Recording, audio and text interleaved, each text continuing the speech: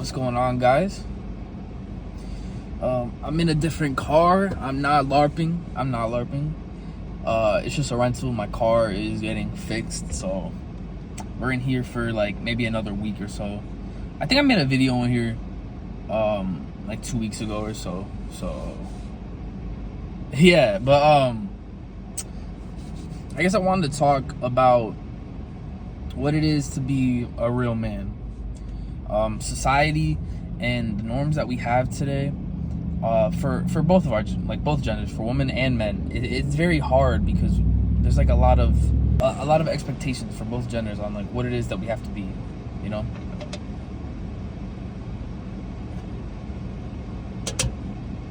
And I think that for men, we are sold something, just like women. Men are sold this idea of like a threshold of like you have to have these certain things to be a man, and you have to do these certain things to be a man. Again, just like women.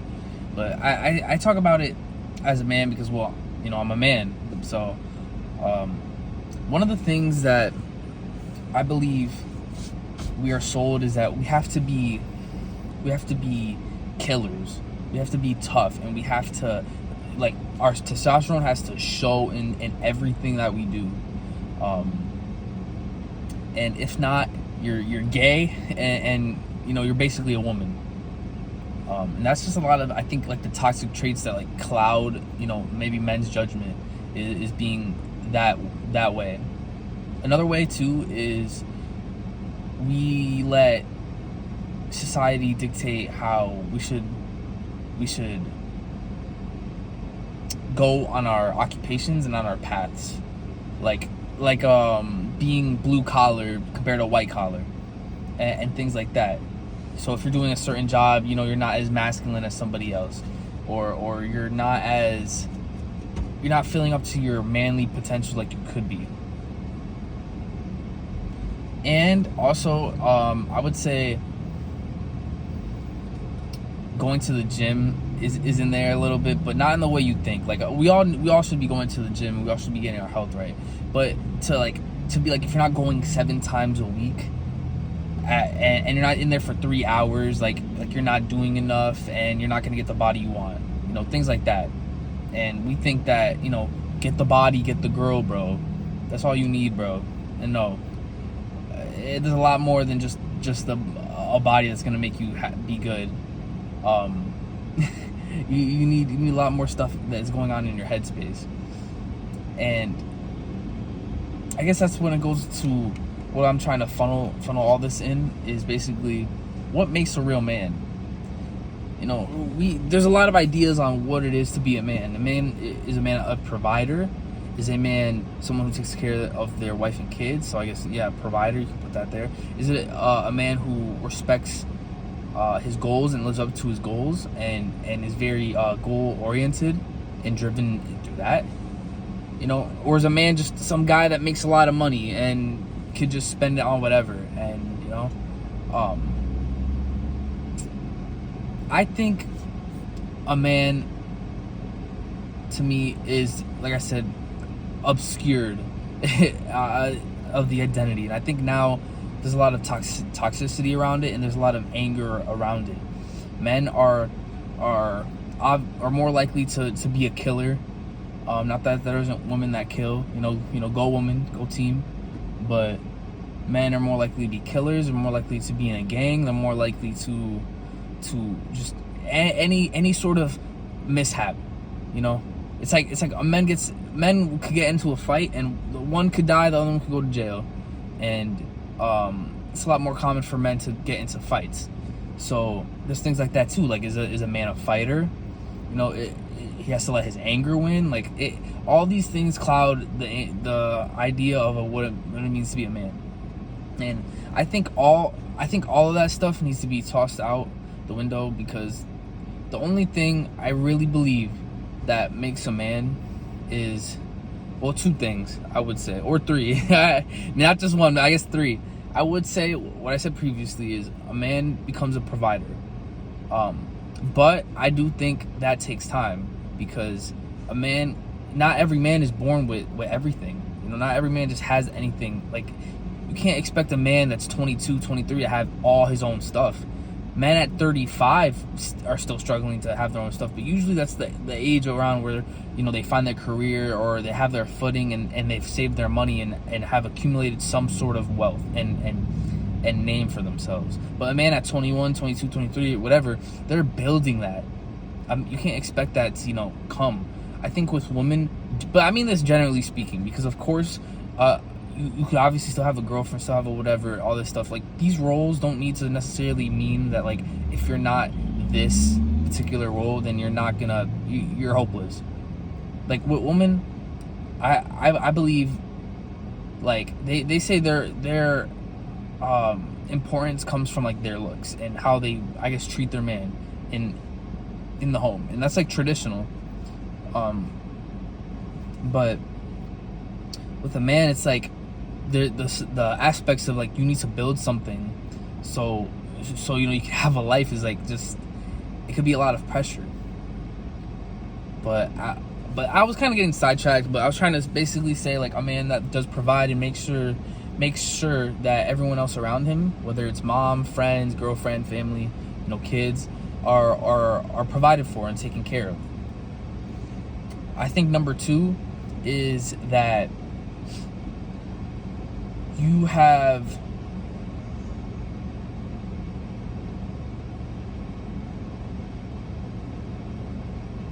number 2 is control your emotions, is to be able to control what it is that you feel.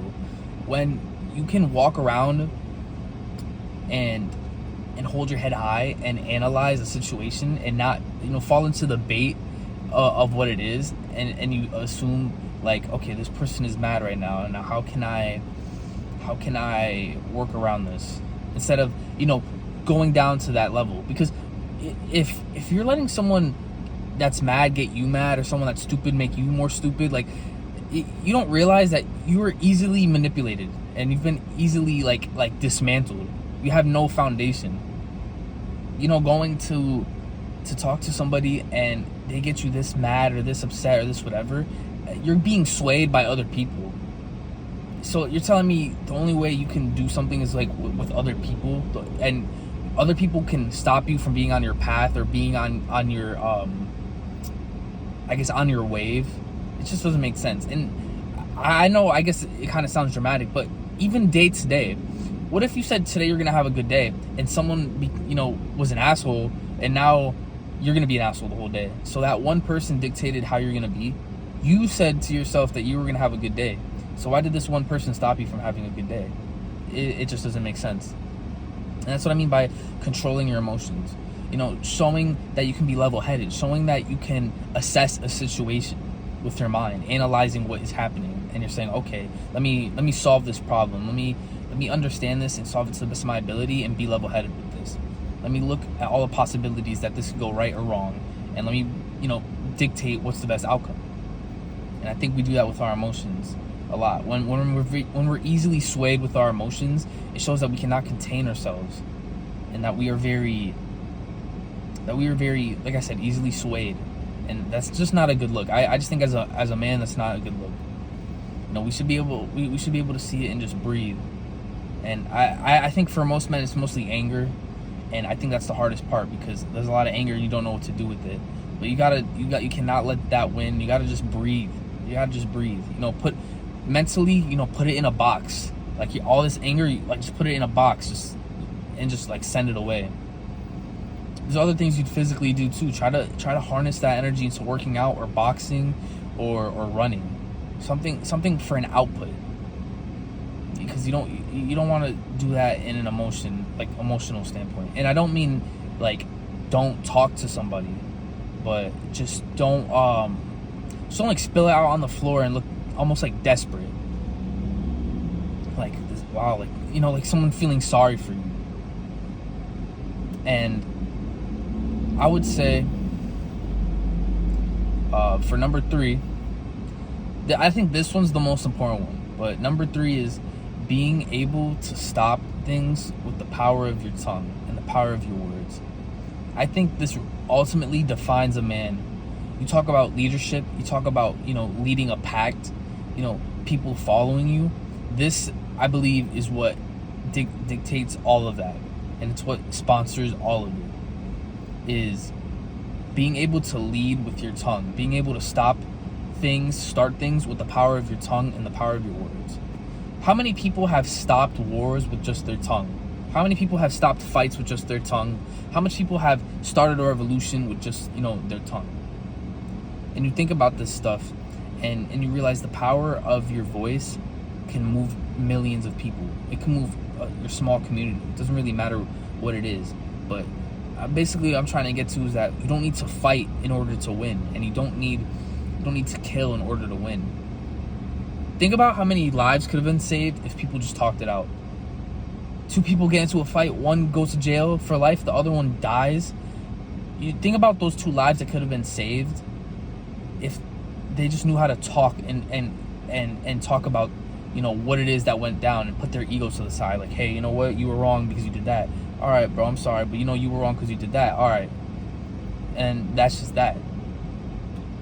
The falsehood of what it is to be a man is definitely being skewed by how we perceive ourselves. We have to like perceive tough on the outside, you know. We can't have a tough shell on the inside, because now we're pussy now. We're not strong, we're not whatever. And then when you end up fighting for yourself, when you end up standing up for yourself, it's a losing game, because you're gonna die, or you're gonna kill the person, and you're gonna be, you know, whatever, or you might actually get lucky. Okay guys, I made the video. I didn't make the outro for it, so I'm gonna do that right now. I hope you guys just realize kind of what I was saying. Basically, that as a man, there's a lot of pressure on what it is to show ourselves on the outside and to be perceived by a man. There's a lot of pressure to that. Not to take away from pressure of being a woman, because both genders have pressure. But like I said in the video, being a man, you know, I know because I'm a man, so I know the pressure. So I wanted to go and exalt that in this video. And I just think the power of your tongue and the power of how you speak, and realizing that your words do have power and could have more action and more productive action than maybe our fists or maybe, like, you know, physical altercations. If we don't have to excel to that point, then maybe we could be better, you know, and save a lot of lives on both ends. And yeah, I hope you guys enjoyed the video, and I'll see you guys in the next one. So peace.